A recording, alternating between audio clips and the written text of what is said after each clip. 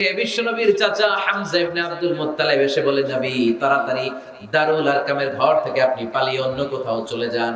ওই যে ওমর ইবনে খাত্তাব নাঙ্গা তলোয়ার নিয়ে আপনার উপর আক্রমণ করার জন্য ছুটে আসছে গো নবী। বিশ্বনবী বললেন, ও আমার সাহাবারা, ও আমার চাচা হামজা, সবাই আপনারা সরে যান, ওমররে আসতে দেন, ওমররে বাধা দিয়েন না। কারণ কিছুদিন আগে তাহাজ্জুদের নামাজ পড়ে আমি আল্লাহর কাছে একটা বিশেষ দোয়া করেছি, আমার মন বলছে ওই দোয়াটা আল্লাহ কবুল করতে শুরু করেছে। ওমর ফারুক চলে আসলেন, এসে কোনো কথা নাই, চিৎকার দিয়ে বললেন, আশহাদু আল্লা ইলাহা ইল্লাল্লাহ ওয়া আশহাদু আন্না মুহাম্মাদান আবদুহু ওয়া রাসূলুহু। আমি সাক্ষ্য দিলাম আল্লাহ এক, অদ্বিতীয়, আল্লাহ ছাড়া কোনো ইলাহা নাই, নিশ্চয় আপনি মুহাম্মদ আল্লাহর বান্দা এবং রাসূল। সুবহানাল্লাহ পড়েন। এই কালমা শাহাদাতের ভেতরে আল্লাহর কথা, আমার নবীর কথা ঢুকিয়ে দিয়েছে কে?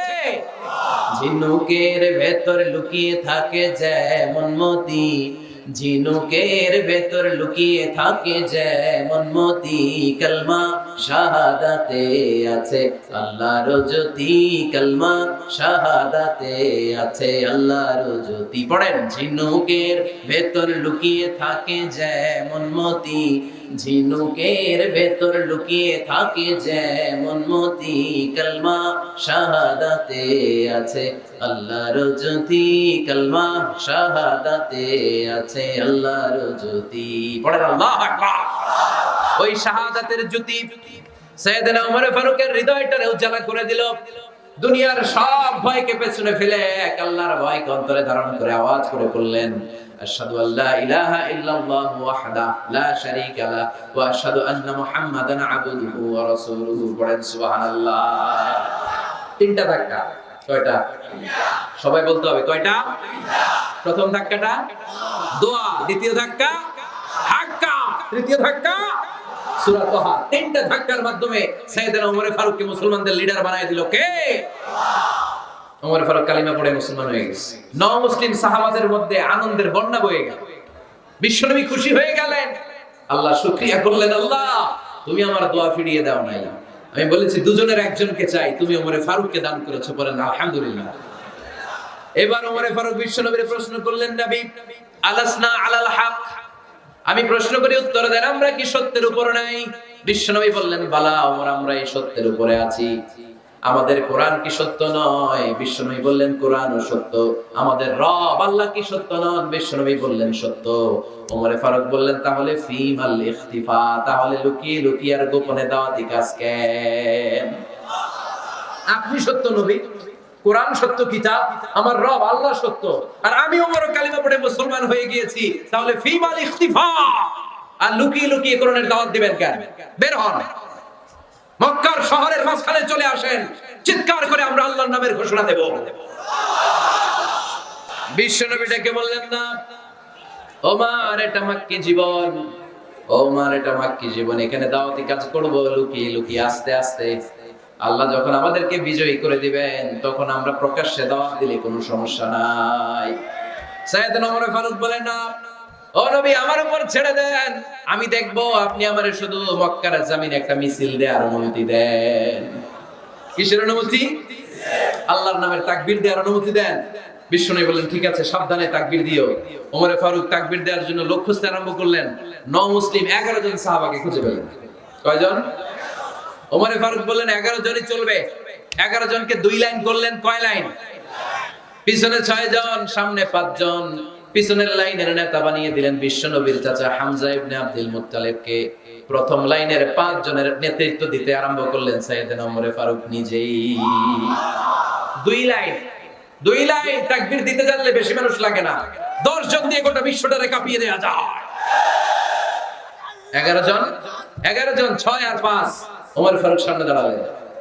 ওমর ফারুক সামনে দাঁড়িয়ে এবার আল্লাহর নামের স্লোগান দিবেন। ওমর ফারুক বলেন, আমরা খুব লম্বা চূড়া স্লোগান দিব না, খুব ছোট্ট, দারুল আরকামের ঘর থেকে কাবা ঘর পর্যন্ত, বাইতুল্লাহ পর্যন্ত, এতটুকু জায়গা আমরা তাকবীর দিতে দিতে সামনের দিকে এগোবো, পৃথিবীর কোনো শক্তি আমাদেরকে থামায় দিতে পারবে না। ওমর ফারুক তখন এক বাক্যের একটা ভাষণ দিলেন। কয় বাক্যের? ওমর ফারুক সামনে দাঁড়িয়ে বললেন, মান আরাদা আন তাসকুলা উম্মু ইয়াতামা ওয়ালাদু তারমিলা যাওজাতুহু ফালিয়াসুদ্দানি। কে আছো মান আরাদা আন তাসকুলা উম্মু, কে আছো মায়ের বুক খালি করতে চাও? ইয়া জামা ওয়ালাদু, কে আছো বাচ্চাগুলারে সন্তানগুলারে ইতিম বানাতে চাও?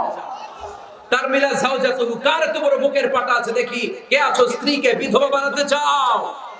বুকের পাটা থাকলে আমি ওমরের থামাও, যদি সাহস থাকে আমি ওমরের মিছিল থামাও। ওমর ফারুক শুরু করলেন আল্লাহু আকবার, আল্লাহু আকবার, আল্লাহু আকবার।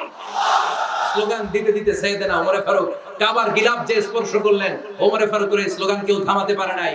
কিয়ামত পর্যন্ত এই আল্লাহর নামের স্লোগান কেউ থামাতে পারবে না, চিল্লায় বলো ঠিক কি না? ওমর ফারুকের স্লোগান সেদিন মক্কায় কেউ থামাইতে পারছিল? আওয়াজ করে বলতে পারছিল? এখনো আল্লাহর নামের স্লোগান কেউ থামাই দিতে পারবে? কিয়ামত পর্যন্ত আমার রবের স্লোগান কেউ থামাতে পারবে? পারবে না। ওমর ফারুক স্লোগান দিলেন, আবু জাহেল, উতবা, শাইবা, ওয়ালিদ ইবনে মুগীরা আল্লাহু আকবার ধ্বনি শুনে বাইরে আসছে। কিরে এত বড় স্লোগান, আমাদের কাছ থেকে পারমিশন নেয় নাই, অনুমতি নেয় নাই। অনুমতি নেওয়া ছাড়াই স্লোগান শুরু। বের হয়ে দেখে মিছিলের সামনে ওমর। ওমর ফারুককে দেখে আবু জাহেল দিছে এক দৌড়, উতবা দিছে আরেক দৌড়, শাইবা দিছে বহু দৌড়। সুবহানাল্লাহ পড়বেন না? এজন্য ওমর বেশি লাগে না, ওমর লাগে একজন। চিল্লায় বলতে হবে ওমর ফারুক লাগে কয়জন? একজন। ওমরই গোটা বিশ্বের চেহারা পাল্টে দিতে সক্ষম। চিল্লায় বলেন ঠিক কি না? গোটা বিশ্বে মুসলমানদের আছে করুণ অবস্থা। আমাদের কোনো সেন্ট্রাল লিডারশিপ নাই। আমাদের মুসলিম দেশগুলোরে এক করে রাখবে, ভাইয়ের ভাইয়ের মতো রাখবে, আমাদের স্বার্থ নিয়ে কথা বলবে, এরকম নেতা আমাদের নাই। ঠিক কি না? আমরা সেই ওমর ফারুকের অপেক্ষায়, আমরা সেই ইমাম আল মাহাদির অপেক্ষায়, যার একটা হুঙ্কারের আহ্বানে গোটা বিশ্বের সব মুসলমান এক প্ল্যাটফর্মে চলে আসবে।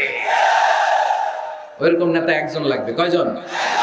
গোটা মুসলিম উম্মাহকে একত্রিত করার জন্য একজন ওমরই যথেষ্ট। ঠিক কি না? আবার বিশ্বনবী বলছেন লা নাবিয়্যা বা'দি ওয়ালা রাসূলা, আমার পরে কোনো নবী নাই, আমার পরে কোনো রাসূল নাই। তবে লাউ কানা বা'দি নাবিয়্যুন লাকানা উমর, আমি নবীর পরে যদি নবী হওয়ার যোগ্যতা কারো থাকে, আমার ওমরের মধ্যে সেই যোগ্যতা আল্লাহ দিয়েছে। প্রভু তুমি বলেছো রাসূল দেবে না, বলনি দেবে না ওমর, বলনি দেবে না হামজা তারিক, খালিদ বিজয় সমর। প্রভু তুমি বলেছো রাসূল দেবে না, বলনি দেবে না ওমর, বলনি দেবে না হামজা তারিক, খালিদ বিজয় সমর। প্রভু তুমি বলেছো রাসূল দেবে না। আল্লাহু আকবার। একটা ওমর দরকার। কয়জন দরকার? কয়জন দরকার? এই পুরো উম্মাহ, মুসলিম উম্মার মধ্যে ওনার পজিশন নাম্বার 3। ওমর ফারুকের পজিশন নাম্বার 1 নাম্বার পজিশন বিশ্বনবী সাল্লাল্লাহু আলাইহি ওয়াসাল্লাম। দ্বিতীয় position Abu Bakr. 3 number position সুবহানাল্লাহ পড়বেন না?